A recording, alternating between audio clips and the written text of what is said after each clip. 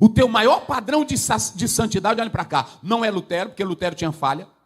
Não é João Calvino, porque João Calvino tinha falha. Não é Abraão, porque Abraão tinha falha. O teu maior padrão de santidade não é José, porque José tinha falha. Não é Noé, porque Noé bebeu e ficou nu dentro de casa. Abraão mentiu dizendo que a mulher não era irmã, não é teu padrão. Tem coisas boas que nós podemos tirar deles, mas o padrão é Cristo, o qual não teve pecado. Filipenses capítulo 3, versos, vamos ler do 17 até o verso 20. Diz assim: os irmãos, sede meus imitadores, e observai os que andam segundo o modelo que tendes em nós. Pois muitos andam entre nós, dos quais repetidas vezes eu vos dizia, e agora vos digo até chorando, que são inimigos da cruz de Cristo. O destino deles é a perdição, o Deus deles é o ventre, e a glória deles está na sua infâmia, visto que só se preocupam com as coisas terrenas. Ok? 20, pois a nossa pátria está nos céus, de onde também aguardamos o Salvador, o Senhor Jesus Cristo, o qual transformará o nosso corpo de humilhação para ser igual ao corpo da sua glória, segundo a eficácia do poder que ele tem de até subordinar-se todas as coisas. Pai querido, a tua palavra foi lida e nós encontramos que ela é espada, que ela é alimento, que ela é luz e que ela possa penetrar no coração de cada um de nós, que possamos nos render à mesma, ter reverência para com a mesma e que ela fale, Senhor, para produzir edificação, consolo e também estabilidade. Ajuda-nos em nome de Jesus. Amém. Na verdade, o capítulo 3 de Filipenses, uma carta que foi escrita para fazer agradecimentos, ela não tem quase correções para a igreja. Essa igreja ela não sofria quase de desvios doutrinários, então ela é uma carta de gratidão. Mesmo assim, o apóstolo São Paulo, ele, nessa missiva, ele tem a preocupação de abrir um parêntese também para tratar dessas questões que estavam atingindo a igreja. E é muito importante nós atentarmos para isso, porque duas correntes fortes irão batalhar contra o apóstolo São Paulo. Uma era a corrente judaizante, legalista, e a outra era a corrente do liberalismo, chamado antinomianismo, né? Então, é uma palavra, antinomianismo, uma palavra grega, que ela é composta, contrário à lei, contrário. Então você vê que aqui você tem algo que vai bater de frente contra o ensino de Paulo. E, lamentavelmente, alguns membros da igreja de Filipos estavam sendo seduzidos por essas duas correntes, a corrente legalista e a corrente antinomianista. Mas esse capítulo é um capítulo que todo teólogo deveria ler, tirando as sandálias dos pés, como diz Êxodo 3. Por que eu digo tirando as sandálias dos pés? Porque aqui você tem um homem que foi absidado, que foi totalmente rebaixado da sua glória, da sua característica humanista, da sua intelectualidade, por causa da sublimidade do conhecimento de Cristo. Ontem nós pontuamos isso para os senhores. E esse capítulo ele tem aproximadamente 4 perícopes, e quando você começa a ler esse capítulo, a primeira coisa que o apóstolo São Paulo quer mostrar é que tem alguém que quer nos desviar do curso da nossa caminhada. Paulo ele diz aqui que tem uma carreira a seguir. Paulo ele diz que tem uma caminhada a prosseguir. Mas o que fazer para a gente nunca se desviar dessa caminhada? É aqui que está a questão. O que um crente pode fazer para nunca ser levado pelas ondas das heresias e das vãs filosofias? Por que a partir de agora nada mais, nem o helenismo, nem a tradição judaica, nem as aparições da vida vão atrair mais o apóstolo São Paulo? Quando ele diz assim, eu tenho um escopo, ok? se vocês analisarem isso, ele diz: eu prossigo para o alvo. Isso é muito importante. Ele diz: eu prossigo para o alvo, para o prêmio da soberana vocação. Ou seja, esse skopos, que é uma palavra grega, era onde uma pessoa ia treinar colocando a flecha, o tiro. Ele tinha um alvo a atingir. Paulo diz que no momento em que ele encontrou-se com Jesus, ou Jesus o encontrou, ele não tem mais outro alvo. Ele não tem mais outro lugar para atirar. Ele só tem um lugar para atirar. Amém, irmãos? E por que a gente que hoje tem a fé, facilmente somos movidos da nossa estrutura espiritual? Por que qualquer movimento que aparece, nós somos levados pelas ondas dos movimentos? Preste bem atenção que Paulo já havia passado por muitas correntes, mas agora ele diz: eu não tenho mais aonde atirar, eu agora só tenho um alvo. O Cristo que me encontrou é o meu alvo. O Cristo que me achou é o meu alvo. O Cristo que me fisgou é o meu alvo. Então ele diz: eu não tenho mais interesse em nada, porque ele me encontrou. Aqui está a essência. Agora Paulo ele começa dizendo, não vou falar desse capítulo por inteiro, mas ele começa dizendo que tem duas classes de pessoas que querem fazer com que a gente erre o alvo, saia desse propósito da vida espiritual. Aí ele começa dizendo no capítulo 3, verso 1. Observem que ele começa dizendo assim: quanto ao mais, meus irmãos, eu me alegro, alegrai-vos no Senhor. A mim não me desgosta, ou seja, eu não tenho preguiça. O interessante é que essa palavra aí, grega, okneron, quando ele usa essa palavra okneron, ele está dizendo: eu não sou um cabra mole. Eu não tenho preguiça de expor a palavra para vocês. Eu estou cansado, estou indisposto, eu estou muito cansado em pregar. Apesar das viagens missionárias, dos trabalhos, das perseguições, Paulo diz: quando se fala de falar a verdade da palavra, eu não tenho preguiça, eu não sou cabra mole, eu não sou indisposto.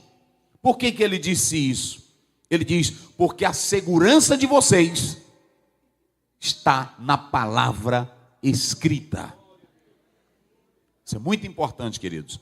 Observem que quando ele usa essa expressão firme, está aí no texto: eu não vos canso, eu não me incomodo, eu não sinto preguiça para dizer as mesmas coisas ou escrever as mesmas coisas. Qual era a mesma coisa? As eternas verdades da salvação.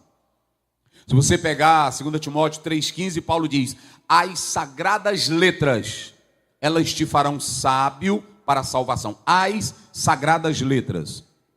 Ou seja, Paulo diz: eu não preciso inventar nada novo, eu não preciso criar nada novo. O que está escrito na palavra é o suficiente para a vossa salvação. E eu não canso de escrever sobre isso. Aqui não está se tratando de sermão. Não, repetir sermão, não é isso. Paulo está falando aqui da verdade da salvação. A palavra escrita que ele falava para a igreja. Ele escreveu 13 cartas, e nas 13 cartas que ele escreve, qual é o tema dele? A salvação. Qual é o propósito dele? Apresentar Cristo para as pessoas. Então, ele começa mostrando que o que traz salvação para nós é o que está escrito. Mas ele diz que pode surgir dois tipos de obreiros que querem atrapalhar a nossa caminhada, querem fazer nós errarmos o alvo. Quem são? Primeiro, os cães. Digam comigo: cães. Depois, falsos obreiros. Qual é o primeiro? Vamos lá, qual é o primeiro? Cães. E o segundo? Se vocês analisarem essa expressão grega que aparece aí, cães, muito importante. Quinas. Quinas, na verdade, aqui, cães, não é o quinário, que era um cachorrinho de madame. Aqui era cão nojento, cão imundo, cão safado. É isso que Paulo está dizendo. Mas é um grande teólogo, é um grande doutor em Bíblia. Pode ser um cão imundo. Por exemplo, Bart Ehrman, que foi aluno de Bruce Metzger, um dos maiores exegetas do mundo, eu diria assim. Hoje ele nega as Escrituras. O que tem de teólogos e até biblistas que negam a autoridade da palavra. Por que fazem isso? Paulo diz, cuidado com os cães. Nem todo mundo que mexe com Bíblia tem santidade. Nem todo mundo que mexe com Bíblia tem reverência de Deus. O mercado da fé hoje é muito grande. Há muitos que estão nesse púlpito ou em uma escola teológica apenas para manter seu emprego, seu salário, mas sem nenhuma piedade de Deus, sem nenhuma reverência de Deus. Se você não conhecer o Cristo verdadeiro e o alvo que você tem que atingir, você não vai conseguir. Então Paulo começa dizendo, cuidado com os cães, mas ele também prossegue dizendo, cuidado com os maus cacus, ergatas, maus obreiros. Ou seja, quando ele fala aqui de maus obreiros, na verdade ele está falando aqui de obreiros que não têm caráter, de obreiro que não tem santidade. E agora há pouco o pastor leu aqui, de dentre vós surgirão, Atos 20, homens dizendo coisas perversas. Vocês já viram que está virando moda as pessoas brincarem com as coisas santas? Brincar com línguas estranhas, brincar com a Bíblia, falar imoralidade em púlpito de igreja. Está normal, é trivial isso hoje. Então o apóstolo São Paulo ele começa dizendo, cuidado com os cães e cuidados com os obreiros que não têm caráter. É isso que ele está dizendo. Na essência, no grego é isso aqui. Ou seja, cão fala daquilo que é impuro. O cachorrinho de madame era criado dentro de casa com todo carinho, mas se você pegar a história de Lucas 16, Lázaro e o rico, veja que Lázaro, os cães lambiam as feridas. Cães vivem no lixo, comem no lixo. E Paulo aqui ele é tão grosso, ele é tão rígido, ele é tão hirto, que ele diz assim, esses cães comem da sobra da lei. E eles são mutiladores. Eles são cortadores de vida. Então ele prossegue. Agora Paulo, ele começa mostrando que no meio dessa caminhada, quando você analisa isso, ele também diz que era um cão como eles. Mas foi no meio disso tudo que o Senhor Jesus lhe encontrou. Ah, verdade. E quando o Senhor Jesus encontra ele era quem? Da tribo de Benjamim. Ele era quem? Do partido dos fariseus. Ele era quem? Filho mesmo de Hebreu. Ele era quem? Um homem de alto nível dentro do judaísmo. Mas ele diz assim, mas, verso 8, pela excelência, diga comigo, excelência. Vocês sabiam que essa palavra aí, hiperechon, essa palavra hiperechon no grego, quer dizer aquilo que excede, aquilo que ultrapassa, aquilo que é muito melhor. Olha como é que Paulo fala. Paulo estava dizendo, se o conhecimento judaico é bom, se a tradição judaica é boa, tem algo que é muito melhor do que o judaísmo. Tem algo que ultrapassa, é o conhecimento de Cristo Jesus. Aí ontem eu falei que ele diz assim, tudo agora eu considero, olha aí essa palavra esquíbala, ele está dizendo, eu considero agora tudo como fezes. Esse é o sentido original. Tudo que eu aprendi lá atrás, tudo que eu bebi lá atrás, tudo que eu conquistei, eu considero como fezes. Eu fui fazer uma prova para o doutorado em teologia, e depois que eu apresentei o projeto, aí foi aprovado, mas os professores eram 3. Na época da pandemia, e aí 3 professores foram me avaliar, e um olhou para mim e disse assim, por que você está escrevendo sobre a hermenêutica espiritual de Paulo? Esse tema já não é desgastante, esse tema já não é tedioso, esse tema já não tem tanta utilidade, por que você não escreve sobre algo para a América Latina, para os pobres, Eu disse, não, professor, eu quero escrever isso aqui. Ele disse, mas por que você quer apresentar essa tese? Eu disse, eu quero apresentar essa tese porque a partir do momento que Paulo conheceu Jesus, ele vai derrubar toda a teologia judaica dele.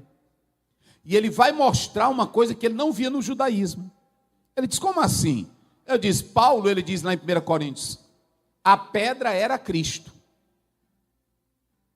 Quando ele diz a pedra era Cristo, ele pega tudo do velho e mostra o que estava por trás. Ou seja, quando Paulo conhece a Cristo, ele muda de endereço. Ele deixa tudo que era tradições, teologia judaica, e ele passa a ver, pela iluminação divina, o que seria a real teologia bíblica, Cristo Jesus. E por que isso aqui é interessante? Porque se você não tiver esse conhecimento, você não vai alcançar o alvo proposto.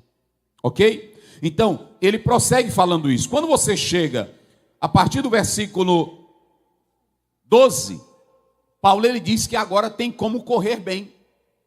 Por que ele agora tem como correr bem? Ele tem como fazer a corrida da fé primeiro, porque ele não liga mais para os cães, ele já sabe quem é o dono da vida dele. Segundo, ele tem o conhecimento que lhe dá a vida eterna. Pronto, para mim, por exemplo, eu leio o Calbart, eu leio o Paul Tillich, eu leio os liberais. Ok? Só que para mim não importa o que eles dizem, eu tenho um alvo. O alvo é Cristo, o alvo é o céu. E o que nos edifica é o conhecimento de Cristo Jesus. Tem coisa boa em Calbart? Tem coisa boa em Paul Tillich? Tem coisa boa nos filósofos? Tem, mas esse não é o meu alvo. No dia que tu conhecer a Jesus, a glória dele é tão grande na tua vida que tu não vai perguntar se frango, eu posso comer frango? Não existe isso. Não é assim? Quando você vê crente perguntando essas minúcias, é porque nunca Cristo entrou na vida dele. Porque quando a grandeza de Cristo entra, ele quer ser mais santo, santo, santo, porque ele conhece a Cristo.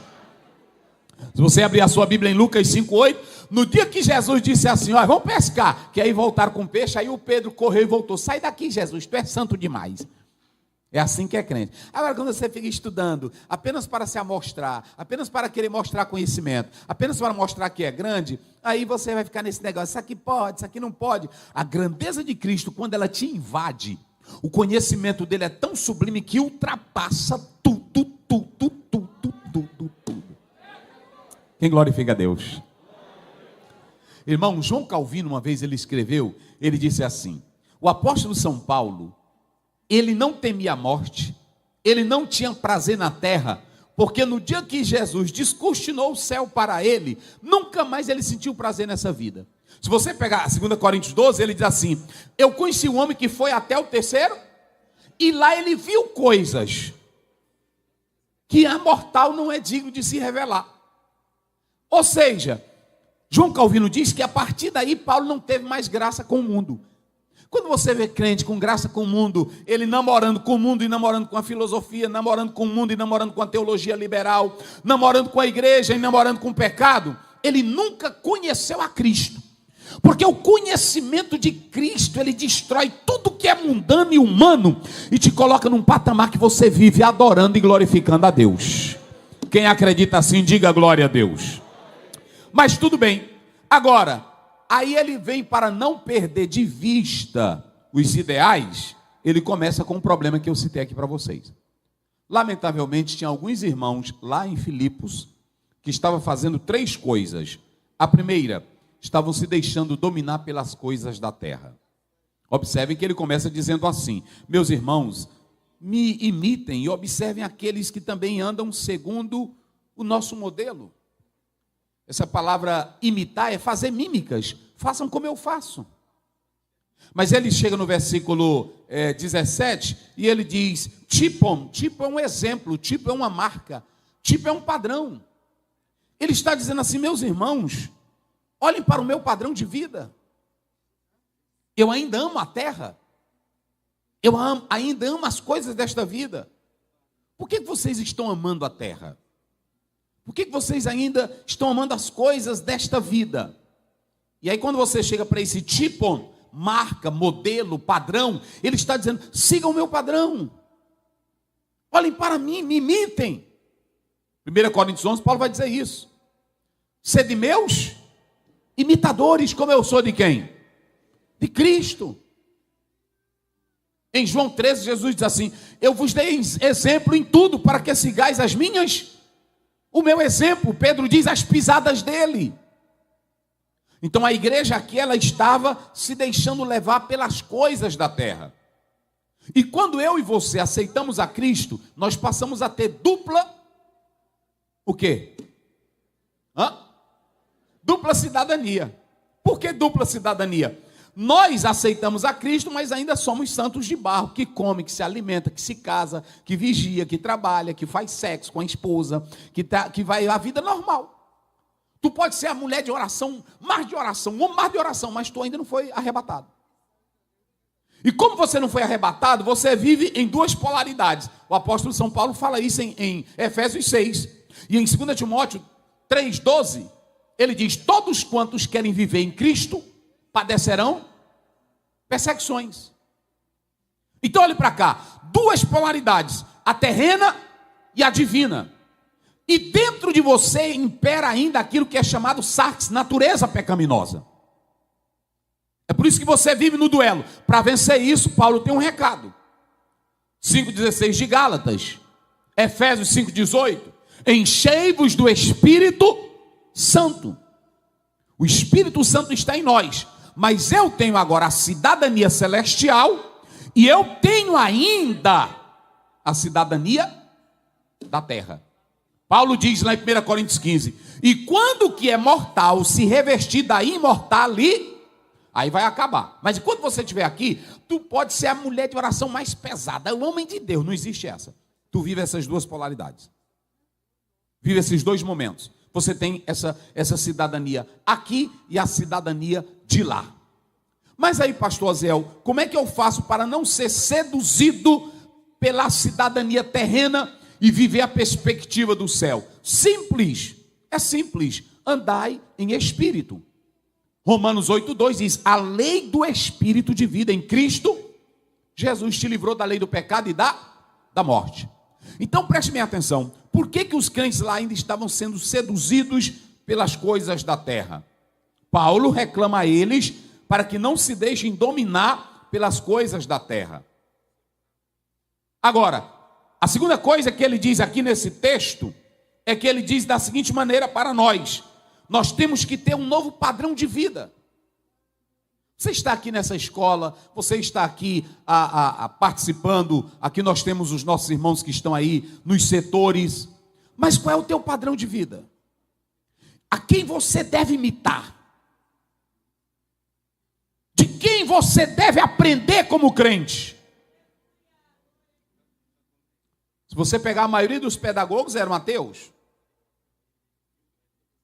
Ah, mas tem coisa boa, tem coisa boa.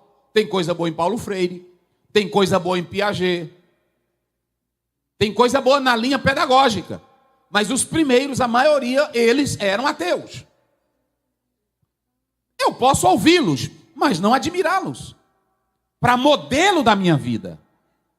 Vocês estão entendendo? No momento que você nasce com Cristo, só tem um que tu deves imitar. O maior problema é que tem crente que quer imitar as coisas da terra.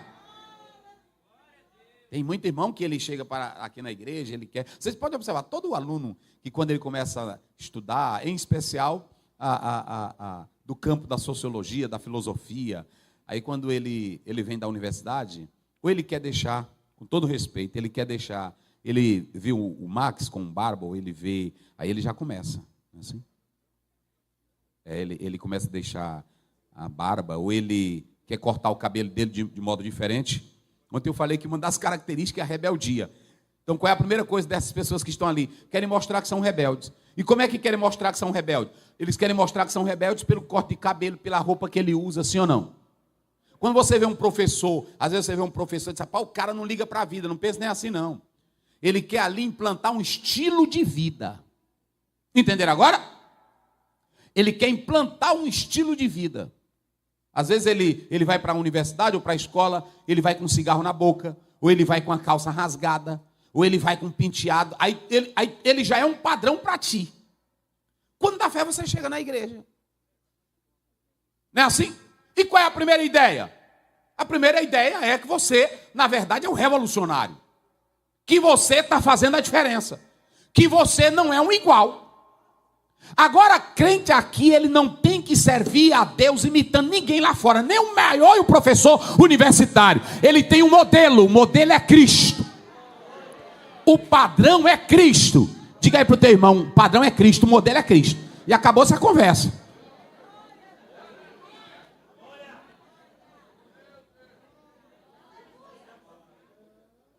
Se você pegar Mateus 11, 28, 29, Jesus diz, aprendei. Como é? Diga bem forte, aprendei como? Não, mas grite, aprendei de. Aí Paulo diz, sede meus imita. Como eu sou de quem? Pronto. O teu maior padrão de santidade, olha para cá, não é Lutero, porque Lutero tinha falha. Não é João Calvino, porque João Calvino tinha falha. Não é Abraão, porque Abraão tinha falha. O teu maior padrão de santidade não é José, porque José tinha falha. Não é Noé, porque Noé bebeu e ficou nu dentro de casa. Abraão mentiu dizendo que a mulher não era irmã, não é teu padrão. Tem coisas boas que nós podemos tirar deles, mas o padrão é Cristo, o qual não teve pecado. É assim. É desse jeito. Tu pode andar. Agora, só que hoje tem um problema. Tem uns irmãos que querem entrar nessa linha. Aí eles querem, por exemplo, os teólogos liberais, em especial na Alemanha. Por que o evangelho se tornou frio? Porque cada um começou a ter um padrão, um estilo de vida e atacar as escrituras. E Jesus disse, olha para mim. O Hebreus 12, 2 diz, olhando firmemente para quem? Para o autor e o quê? E consumador da nossa, o qual pelo gozo que lhe estava proposto. Qual é o gozo que tu tem na alma, santo? Oh, glória a Deus. O gozo que estava proposto, ou seja, ele ia trocar a cruz pela glória. Ele renunciou tudo. Então você tem que ter um modelo, o teu modelo é Cristo. Viu, minhas irmãs? Às vezes tem irmã que vai para a universidade, às vezes tem irmão que começa a frequentar esses momentos, esses ambientes, aí eles ficam iludidos. Rapaz, que cara, rapaz. Não é assim? Aí de repente ele começa a cortar o cabelo do mesmo jeito, não é assim?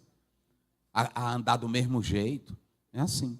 E eu já contei uma vez que o filho de pastor nasci no evangelho. E aí a gente começou uma amizade com os meninos lá fora, tocando instrumento. Aí me mostraram o Bob Marley. E eu fiquei admirado com o Bob Marley. Olha como é as coisas. Fiquei admirado. Aí eu disse para um rapaz, irmão, desenha essa guitarra aí do Bob Marley na minha camisa, porque eu achei lindo demais. E aí pronto, aí ele desenhou a guitarrona bonita atrás. E aí quando cheguei em casa, o pai disse, o que é isso aí, rapaz? Não é do Bob Marley. Mas eu também só escutei Bob Marley. O cinturão caiu nas costas, foi cedo. Cabra sem vergonha. Moleque, onde é que eu te ensinei coisa de Bob Marley? Nunca mais eu quis saber de Bob Marley. Nosso modelo é Cristo, gente. Quem quiser viver como outros lá fora pode viver. Agora entrou aqui, você entrou porque quis pela fé. Viva segundo o modelo dele. Imite a ele. Imite a ele. Então Paulo está dizendo, nós não podemos viver mais com as coisas com o coração na terra. 1 João 2,15, não ameis e nem as coisas que, se amar, alguém amar o mundo, pronto, então não ame essas coisas. Paulo está mandando esquecer da terra. Ele diz, me imitem, e tem outros santos que vocês podem imitar. Tem irmã casada, tem irmã que é santa, ela quer imitar a mulher da novela. Tem muita irmã. Pronto, um dia desse, uma irmã estava assistindo novela, e o homem beijando a mulher, e ela beijando, ela disse, essa aí beija bem, meu velho. Nós temos que treinar, é desse jeito aí. Não precisa isso. Imite o que está na Bíblia, meu irmão. A Bíblia diz que as mulheres imitavam Sara, não é assim? Agora as irmãs querem imitar. É a irmã que quer imitar, por exemplo, o modelo lá do mundo, ela quer trazer para a igreja. Então não é isso, ok? A terceira coisa que você pode ver que Paulo fala aqui, não se deixem dominar pelas pessoas libertinas. Olha aí. Leiam vocês bem forte o verso 18, como é que diz? Verso 18 do capítulo 3 de Filipenses. Pois, como é que diz? Não, mas vamos ler todos juntos bem forte. Filipenses 3,18. Pois muitos andam entre nós, dos quais repetidas vezes eu vos dizia, e agora reforço. E eu digo até como? Chorando. Olha o aspecto psicológico de Paulo. Eu vou dizer até chorando o que eles são para nós, irmãos. Vamos lá, diga bem forte, eles são o quê? Inimigos da cruz de... Qual é o destino deles? Aperte, são, qual é o Deus deles? E qual é a glória deles? Eles só se preocupam com as coisas. Pronto aí. Aqui está o antinomianismo, a libertinagem sexual. Tu dorme com quem tu queres, tu faz o que tu queres, tu não precisa ficar casada se o teu marido não prestar, não quiser. Já desse, uma pessoa me falou, pastor Zé, eu estou com um problema no casamento, eu aconselhei. Eu disse, pastor, não deu certo ainda. Por que não dá? Porque quando o pastor vai com Bíblia para ensinar, às vezes tu não quer o que a Bíblia diz, não é assim? Aí eu disse, irmão, pois procure aqui esse psicólogo aqui. Aí ela foi no psicólogo. Aí ela voltou, pastor, ela tá certa, psicóloga. Eu disse, o que ela disse para a irmã? Para me largar ele, urgente. Eu disse, aí foi. E aí o que a irmã diz? Tá certo, pastor, Ela pegou meu nível histórico, fez umas sessões comigo e eu mostrei. Ela perguntou, desde quando veio meu sofrimento? E aí, pastor, eu estou decidida. Eu disse, e aí como é que fica Efésios 5:22? Gênesis 2:24. Mateus 19. Ela disse, pastor, mas não dá certo. Vocês estão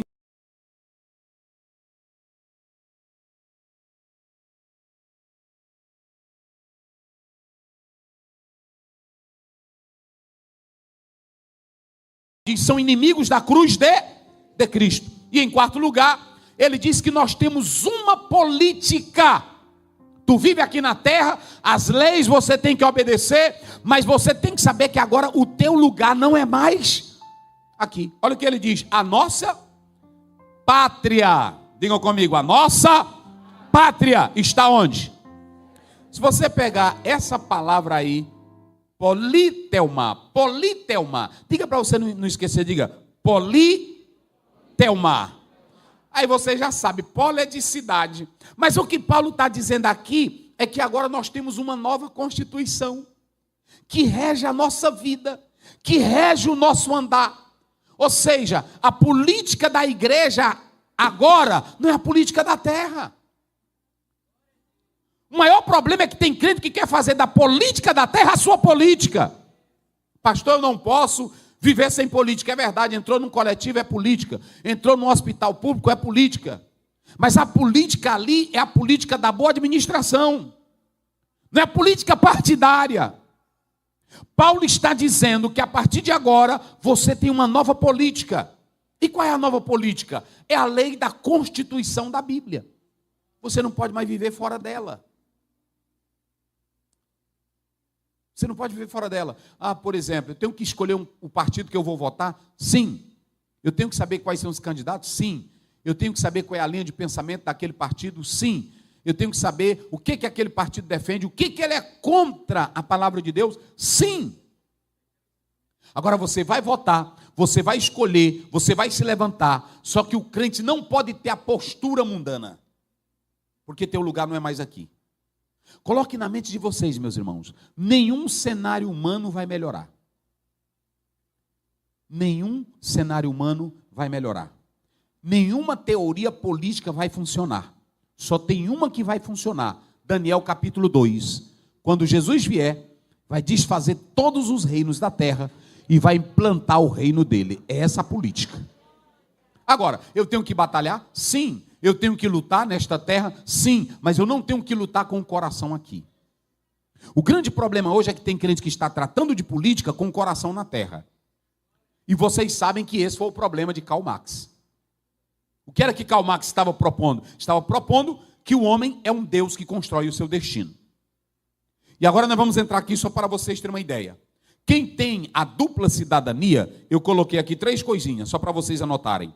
Quem tem dupla cidadania, diga comigo bem forte, procura agradar o Senhor. Pronto. Se tu tem agora a cidadania do céu, qual é o teu alvo agora? Agradar a quem? Quem tem dupla cidadania procura viver a política do... Pronto. E quem tem dupla cidadania sabe que há uma esperança escatológica. Brevemente, o verso final diz: vocês serão revestidos de um novo corpo e estaremos para sempre com o Senhor. Por isso, priorize o reino de Deus, ok? Vamos lá, eu coloquei ontem, só para os irmãos terem uma ideia, falando dessa perspectiva que nós ontem comentamos, e eu quero dizer para os irmãos e para as irmãs o seguinte: ontem nós falamos dos perigos do comunismo, ok? E hoje eu quero finalizar dizendo o seguinte: tem até uns slides aí, eu não vou me prender muito nele, que já está chegando o meu horário, mas eu vou ser breve, preste bem atenção. Karl Marx, meus irmãos, 1818, ele tem coisas admiráveis, não coisas que são fundamentais, mas admiráveis. Ele gostava muito de estudar. Eu li um biógrafo dele que diz que ele entrava para o gabinete dele aproximadamente 5 da manhã, e aí ele ia sair tarde, muito tarde. Era um homem que estudava muito. Tudo que ele escreveu não é fruto de ilusão dele, é fruto de pesquisas. Ele estudou muito Adam Smith, Morgan, ele estudou Hegel. Ele era um homem que era dado à ciência. Inclusive, alguns filósofos dizem que ele traz uma construção histórica que ele não criou, mas que ele já buscou em outros. Mas ele era uma pessoa que estudava muito. Segundo, apesar da vida dele, em alguns aspectos negativos, ele era um bom pai. A filha dele, eu li uma carta que a filha dele escreveu, que falava dele como um bom pai. Eu tenho que tecer isso aqui para que vocês entendam que tem coisas apreciáveis. Ok? Pronto. Mas, pastor, qual é o erro de Marx? Marx é um produto, gente, do meio em que ele viveu. Marx é um produto do meio onde ele viveu. Às vezes a gente olha para Marx e aí diz assim: esse cara trouxe essa ideia diabólica. Sim. Mas se vocês analisarem, a construção dessa ideia se deu em 3 fatores. Primeiro fator, o fator ciência. Quando vem o iluminismo, quando vem a renascença, o que vai impactar a vida de Marx? Esse momento. Porque vocês sabem que até aquele instante ali, Marx ele era atrelado a um contexto vivencial. E o iluminismo, a renascença, traz um impacto sobre a Bíblia, negando a Bíblia. E o que vai entrar aqui agora? Vai entrar a ciência. E a ciência, ela começa a querer ser uma voz absoluta. Então, a ciência é um dos primeiros pilares da modernidade que vai impactar a vida de Marx. Então, muito cuidado. A ciência, ela não tem nada com Bíblia. A ciência, alguém diz assim: a ciência, ela não entra na Bíblia. A ciência, ela quer negar as coisas da Bíblia. E Marx entrou por esse caminho. Ele bebeu na fonte da ciência. A segunda razão por que Marx vai se tornar essa pessoa é a questão econômica e social. O pastor falou muito bem aqui. Se você analisar século XIX, a revolução ou as revoluções no período ali europeia, que é um período que vai surgir sindicatos, leis trabalhistas, mas percebam que a crise política e econômica, em especial a situação de miséria, vai fazer com que Marx se revolte contra o sistema. É por isso que eu estou dizendo que tudo é uma construção. Ok? Então você tem ciência, você tem a questão econômica, ok? Você tem essas 3 coisas, e você tem uma igreja que está aliada ao poder do Estado. Por que muitos filósofos naquela época se revoltaram contra a igreja? Porque a igreja, ela na época, ela não ficou a favor dos que sofriam. Ela ficou contra os que sofriam. Não é assim, pastor? Então o que acontece? Nesse contexto, Marx se revolta. Marx se revolta.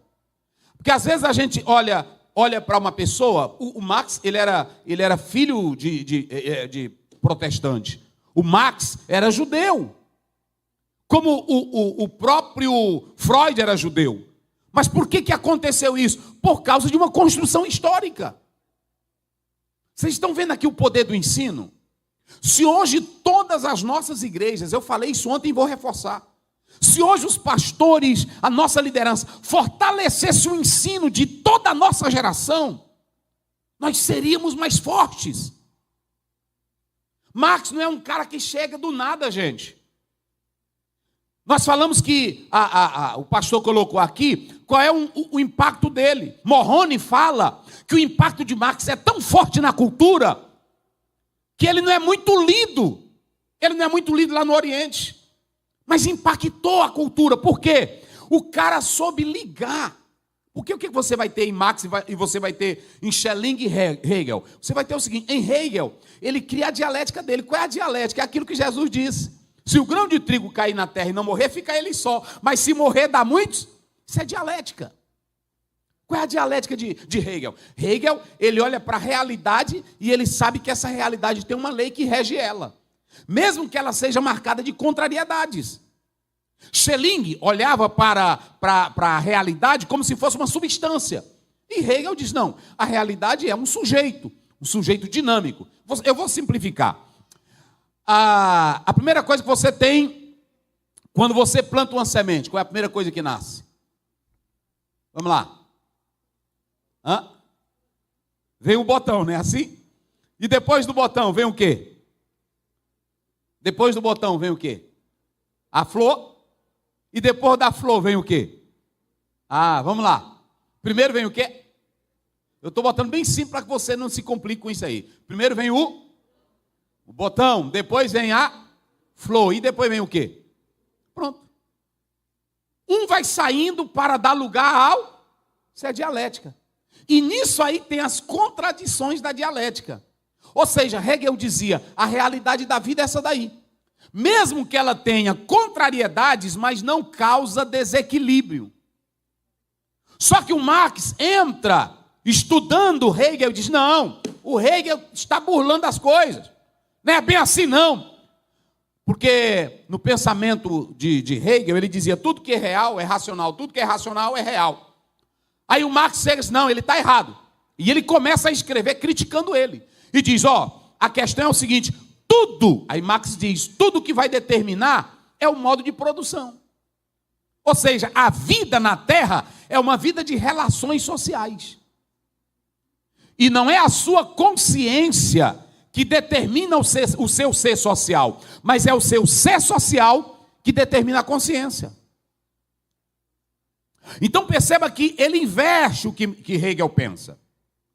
E aí entra a questão de Marx. Marx, ele vai começar a beber em fontes que vão negar a Deus. E aí entra em cena a esquerda hegeliana. Eu coloquei aqui só para vocês terem uma ideia. Nós temos Max Stirner, nós temos Bruno Bauer, nós temos Feuerbach. Esses homens, eles começam a bater também na linha de Hegel.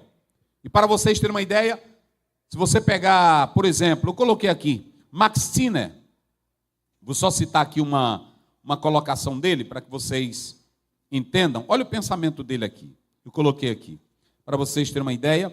Max Stirner, ele diz, para ele, o ser supremo é a ideia da mente humana. Não existe Deus, além, acima ou afora do homem. Deus é uma criação humana. Deus não existe. Deus está fora do homem. Deus é a própria essência do homem. E o egoísmo humano, hipostatizado na transcendência.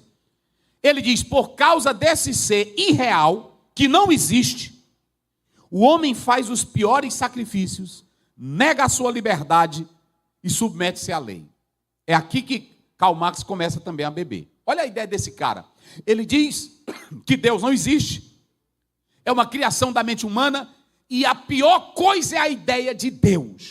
É por isso que quando você lê o Salmo 14, a Bíblia diz o louco, no seu não há Deus. Bancroft, em uma obra chamada Teologia Sistemática, ele diz que o ateísmo pode ser por elegância, ele diz que o ateísmo pode ser por aspecto social, e ele diz que o ateísmo pode ser por besteira. Todo ateu, ele começa a negar algo que ele nem mesmo sabe por que está negando. Mas é aqui que Karl Marx vai beber. Bruno Bauer, esse era um estudioso do Novo Testamento. Mas ele andou na linha liberal. Olha o que é que ele diz. O absoluto e a eternidade do velho Deus são substituídos pela perene mutabilidade e infinita variedade pelos quais a natureza humana demonstra a sua inexaurível capacidade. O homem é o novo Deus da humanidade. A humanidade é o único ideal legítimo do indivíduo humano. Então pronto, veja que cada um está negando. Olha o Feuerbach, diz assim: a tarefa da filosofia não é provar que o homem é produzido por Deus, mas inversamente, que Deus é produzido pelo homem. Então, todos eles foram contra Deus, e é aqui que Karl Marx bebe. Então perceba que o ateísmo de Karl Barth não é um ateísmo de um momento, é um ateísmo construído. É um ateísmo universitário. É um ateísmo que trabalha ou que é construído em cima da mente de grandes pensadores. Mas esse homem, que antigamente era chamado o menino da Bíblia, esse homem que era chamado antigamente um homem que tinha palavra, por que ele se tornou isso? Por causa da admiração com esses homens aqui.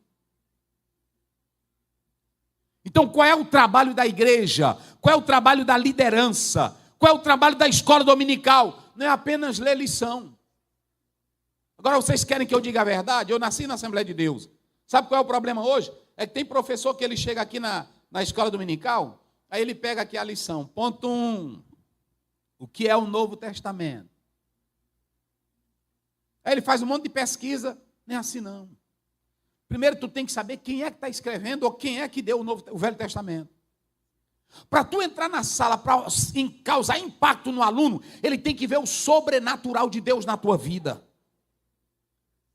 Ele tem que ver a tua comunhão com Deus. Há muitos professores da escola dominical que são citadores de obras de referência. Mas o aluno em nada vê a glória de Deus nele. Essa é a diferença.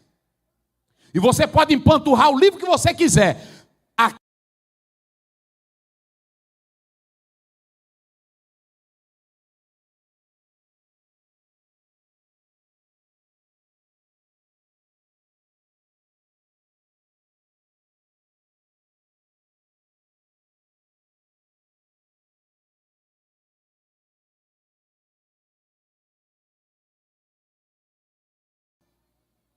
Fumando e bebendo cachaça.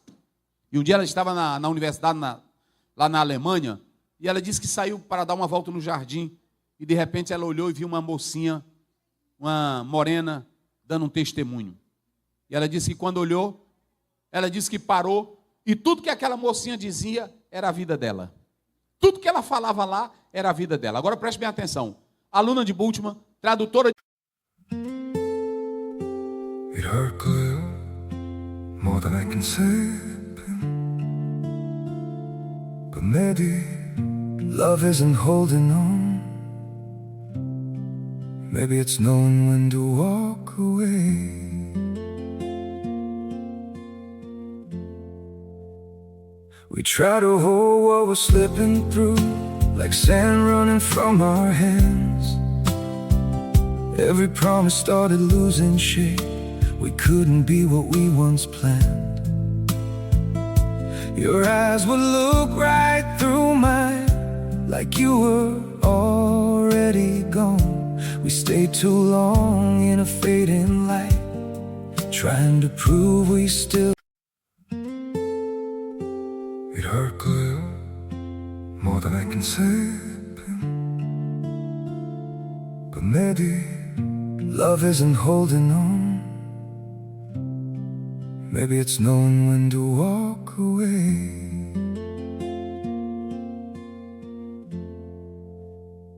We try to hold what we're slipping through, like sand running from our hands.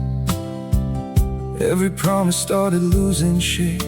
We couldn't be what we once planned. Your eyes would look right through mine, like you were already gone. We stayed too long in a fading light, trying to prove we still. It hurt clear, more than I can say. Maybe love isn't holding on. Maybe it's knowing when to walk away. We try to hold what we're slipping through, like sand running from our hands. Every promise started losing shape. We couldn't be what we once planned. Your eyes would look right through mine, like you were already gone. We stayed too long. De Bíblia, falava vários idiomas, e tem uma missionáriazinha que está pregando. E de repente ela para. E a missionária lá falando, e falando tudo da vida dela. Ela correu, se ajoelhou, e ela disse: como é que você conhece a minha vida? Ela disse: não estou pregando sua vida, você está pregando minha vida. E ali ela se rendeu, aceitou a Jesus Cristo como Salvador. Se você puder comprar esse livro dela, Etta Linneman, e ela diz o seguinte, ela diz: rasguem todos os livros que eu escrevi sobre crítica, o método que eu fiz, larguem tudo. Eu agora conheço verdadeiramente o Cristo da Bíblia, que antes eu não conhecia. Essa é a diferença, gente.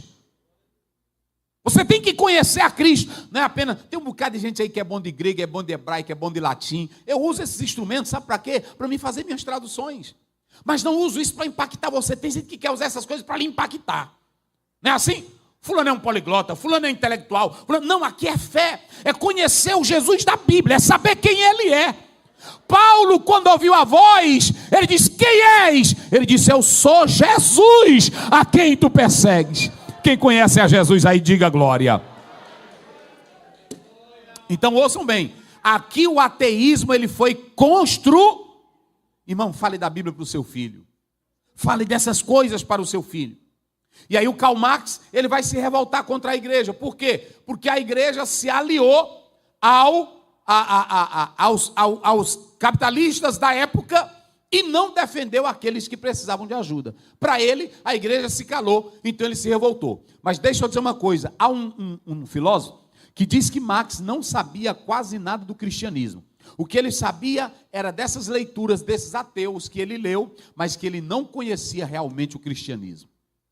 Então, por isso que nós temos que evangelizar, por isso que nós temos que falar a verdade da palavra de Deus. Então, você tem aqui essas construções desses homens que atrapalharam a vida dele. Aí entra o grande amigo dele, Angel, que eles vão ter uma amizade. Eu digo uma coisa para vocês, hoje tem crente que, na hora que começa uma amizade com alguém, na mesma hora, essa amizade é destruída. Nós mesmo temos isso. A gente faz uma amizade, um pastor, e aí na mesma hora a gente começa uma amizade, depois um está falando do outro, e aí lá vai, etc. E o Max, ele teve uma amizade duradoura com o Angel.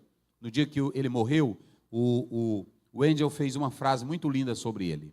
Ou seja, isso é um aspecto positivo, uma amizade duradoura. Então, nós temos que analisar isso. Agora, por que esse pensamento de Marx ele vai influenciar a sociedade? Vai influenciar por quê? Ele traz um movimento que lida com a economia, ele traz um movimento para a prática, ele traz um movimento que vai envolver uma construção histórica, ok? Mas eu quero finalizar dizendo duas coisas. E por que o comunismo, pastor Aziel, não se encaixa com a Bíblia? A ideia central da filosofia política marxista é que o sistema capitalista não pode ser reformado, mas deve ser destruído. Primeiro, Marx dizia que para ter uma nova sociedade, comunismo primitivo, escravo, feudalismo, comunismo geral. Marx, ele tratava isso de uma forma histórica. O que Marx dizia? Marx dizia que, de forma histórica, o comunismo, querendo ou não querendo, vai existir. Porque ele disse que a sociedade capitalista, ela cria o proletariado e o proletariado vai destruir, vai consumir o próprio capitalismo. Então ele via isso como um processo dialético histórico. Esse é o materialismo histórico dialético de Marx. Ele dizia que, como capitalista, ele olha apenas para a mais-valia, ou seja, o que Marx se revoltava? O dono da empresa, ele contratava um trabalhador e aquele trabalhador, ele dizia, tantas horas você vai trabalhar por esse produto. Só que ele já fazia isso antes e o trabalhador podia ser despachado, mas o capitalista, ele ficava em cima daquelas horas, ganhando mais em cima do trabalhador. Aí ele se revoltava porque ele dizia que o trabalho ali não estava dignificando o homem. Essa era a ideia dele. Mas como é que nós vamos acabar? Nós temos que acabar com o capitalismo. E como é que a gente faz? Destruindo eles.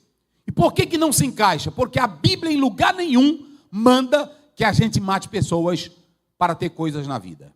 Ou para assumir um sistema. Então, rejeite isso. A filosofia do comunismo é uma filosofia rebelde. Ok? Ontem eu falei de Judas, que ele era rebelde. Ele não se importava com ninguém. Nem com Jesus. Crente, irmão, não pode ser rebelde. Crente não pode ser como o mundo é. Nós temos que ter a postura de salvos, de crentes. Por exemplo, olhe para o sistema. Está errado, você tem o direito de protestar, você tem o direito de se opor, porque é contra a Bíblia. Mas você não tem o direito de ser rebelde, porque você tem outro comportamento. Vocês sabiam que a igreja primitiva ela nunca foi rebelde a nada, a nada, a nada. Quando você olha para Atos 19, aí que a população com Demétrio criou um tumulto por causa de Paulo, aí alguém se levantou e disse assim, olha, vocês estão cometendo um grande erro, porque esse Paulo aqui, ele nunca se levantou contra vocês. Demétrio, que está pensando ou com medo de perder o trabalho dele, é que está fazendo esse montim. Mas Paulo mesmo nunca causou revolta aqui. Entenderam agora? Então, crente não pode ter a postura de um comunista, rebeldia, revoltado. Não, senhores. Nós temos que lutar as armas dos argumentos, nós temos que lutar com as armas da verdade, mas sem perder a nossa cidadania espiritual. Perca não, meu irmão. Tem crente que fica doido, tem crente que fica com o canto da boca escumando. Conheço muito crente que fica com o canto da boca. Mas foi muito crente. Pois vem, pastores usando o púlpito, vocês da esquerda safada. Homem de Deus não tem isso. Nós somos contra coisas erradas. Quando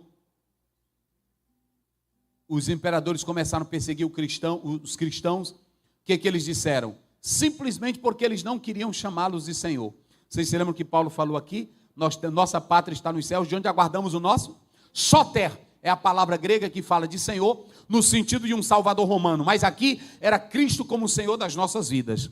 E quando as autoridades vinham, negam, eles eram autoridade. Nós lhe respeitamos, pagamos nossos impostos, respeitamos os senhores, mas nós não comungamos das vossas ideias. Era por isso que os cristãos morriam. Ok? Então, eu estou só colocando isso aqui, porque nós temos que lutar contra um sistema que está errado, sim, mas nós não podemos perder o nosso equilíbrio e a nossa paz de Cristo Jesus. Olha, irmão, vocês sabem da história de muitos crentes que entraram em briga, e vocês sabiam que o Lene,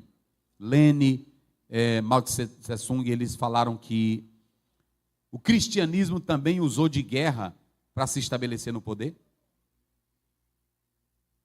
Porque vocês sabem que em Genebra, João Calvino mandou matar muita gente. A Igreja Católica, na Inquisição, ela mandou matar o quê? Muita gente. Então tem um camarada aí, um comunista, dizendo que assim como eles justificam os erros deles com os crimes, a igreja também teve seus crimes. Olha como é que o diabo faz. E eles estão usando os argumentos da Inquisição, usando os argumentos de João Calvino lá em Genebra. Vocês sabem, João Calvino mandou fechar bar, João Calvino proibia Natal, João Calvino mandou matar gente. Está aí. Então eles justificam a brutalidade deles da mesma forma contra nós. Agora imagine a igreja lutando com as mesmas armas dele. É isso que eu quero pontuar aqui. Nós não podemos ser rebeldes. O engajamento do comunismo é a rebeldia. Nós não temos isso. Aí eles dizem, por que influenciou a cultura? Vamos implantar algo que traga quebra da desigualdade. Não vai mais haver explorados ou exploradores. Não vai mais haver diferentes. Não tem esse negócio, doutor isso, doutor aquilo, não. Essa pessoa lá de Cuba, eu não vou falar o nome dela, é uma pessoa formada, é médica. E ela disse para mim, pastor, lá é assim. Lá médico não pode ter consultório de alto nível, de luxo. Não. É o Estado, e aí pronto, é as coisinhas mais fracas. Aí vem para cá, para o Brasil. Aqui vocês sabem que nós temos o dever do Estado de promover a saúde, mas quem tem condições, quem trabalhou, quem ganhou mais, pode abrir um consultório. Lá não é assim. Lá não é assim. Então, quem defende essa ideia, nós estamos aqui como cristão para mostrar a verdade. Para dizer que se hoje o comunismo surgir, a tua liberdade é tolhida.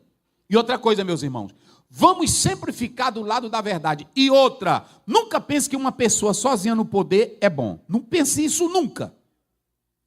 Até um pastor, eu sou pastor, mas se eu me perpetuar no cargo e querer colocar minha família, amanhã eu vou querer mandar na igreja como se eu fosse dono dela. Vocês entenderam agora? É por isso que sempre é bom. Por exemplo, lá na igreja, quando eu vou aprovar uma conta, eu tenho que ter 3 pessoas que mexem. Lá eu não mexo sozinho numa conta. Por exemplo, eu não posso ir no banco sacar dinheiro, porque lá eu tenho que ter 3 pessoas para sacar. Então, tudo que tem poder concentrado, amanhã não vai prestar.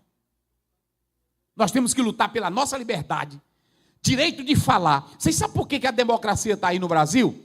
A democracia, ela te dá liberdade de tu dizer o que tu quiseres.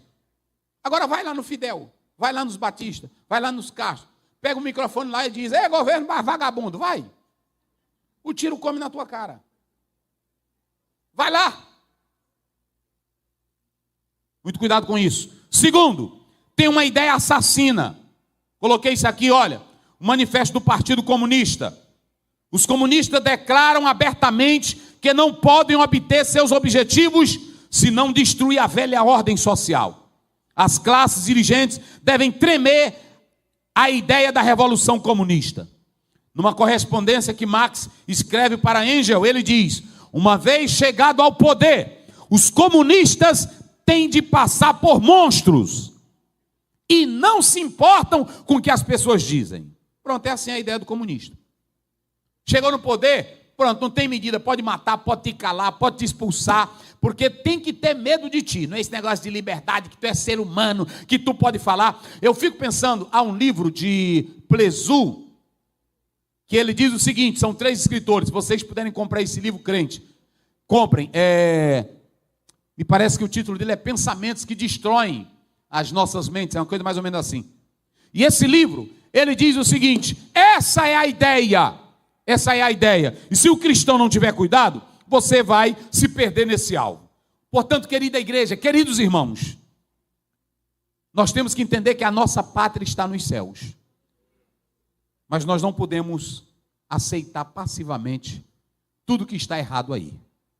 Eu encerro aqui dizendo uma coisa para vocês. Eu sei que cada pastor tem a sua forma, e aqui é o pastor dos senhores desta igreja para liderar, e eu já soube que é um homem bem informado. Eu uso o púlpito da igreja para pregar, mas eu faço reuniões com todos os obreiros para mostrar as mazelas daqueles que querem destruir os nossos direitos. Então nós estamos hoje pregando. Parabéns a esta igreja que usou esse momento para fazer isso, um momento apropriado, e que nós vamos continuar defendendo a política do céu. Quando Paulo, eu encerro com isso aqui, Paulo estava perante Nero, Nero olhou para Paulo e disse: Paulo, nega esse teu Jesus que eu te dou a liberdade. Ele disse: até aqui eu te respeitei, agora não entre nesse terreno que tu não sabe o que é caminho da fé.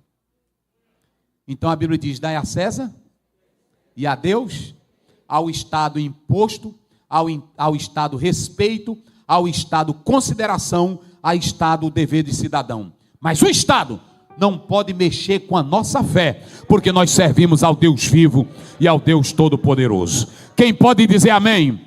Pronto, essa é a nossa crença. Nós não temos nada a ver com as pessoas lá fora. Agora, mexeu na crença, aí nós estamos de pé, batalhando com as armas que Jesus nos deu. Quem acredita, diga glória a Deus. Deus abençoe a todos. Muito obrigado, em nome de Jesus. Amém.